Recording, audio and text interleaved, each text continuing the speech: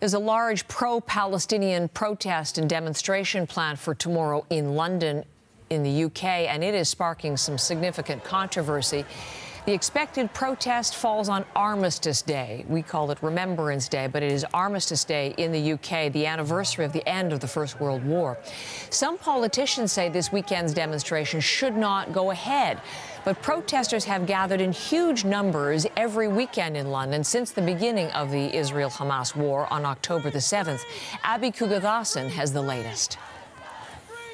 A march is set for tomorrow. That's Remembrance Day in Canada, but here in the UK, official events are held on Sunday. Still, some argue the demonstration should not go ahead because the weekend is meant to honor veterans, while others point out Remembrance Day is about honoring those who fought for freedom, which includes the freedom of speech and the freedom to protest. That includes those who are marching and urging for a ceasefire in Gaza. Nicholas Soames is a member of the House of Lords, a Tory party member, and Winston Churchill's grandson. Here's what he had to say about the controversy. My view, I'm afraid, it is not that of many people in my party. I think that a lot of people died during the war to assert freedom. I think it must be allowed to go ahead. It's nowhere near the cenotaph. It's in the afternoon, it's our thing.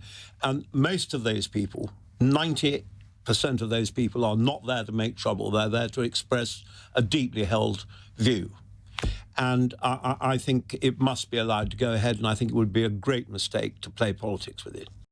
The Met Police says it arrested 29 people last weekend, 6 of whom were charged. The police commissioner said there have been instances of offensive chants and signs, but they have no plans of banning this weekend's protest.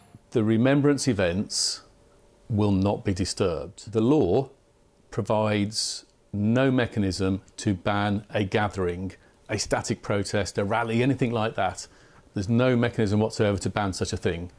And if the organisers want that, then it will happen. Now, if he changes his mind based on reasonable belief that his force can't prevent serious public disorder, he can ask for permission to ban it. He'd be asking the Home Secretary, who has made her opinions very clear. She said this a few days ago in response to the people marching for a ceasefire in Gaza. We've seen now tens of thousands of people take to the streets following the massacre of Jewish people. To my mind, there's only one way to describe those marches. They are hate marches. And here's what she wrote in a Times newspaper op-ed.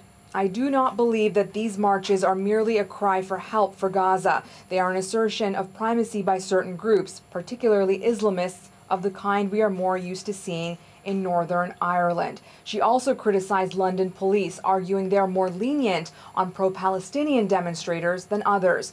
Now, police are meant to have operational independence and can't be seen as reacting to politicians and their comments. 10 Downing has confirmed Rishi Sunak did not sign off on Braverman's article. He wasn't pleased with the demonstrations either, but has now said he'll hold the police chief accountable for whatever unfolds this weekend. It must be said, there has been an increase in hate crimes against both Jewish and Muslim communities here in London. The Met Police said a few weeks ago that anti-Semitic attacks had increased by 1,350%. The police commissioner says they are working to ensure that all communities are protected. Abby Kugathasan, CBC News, London.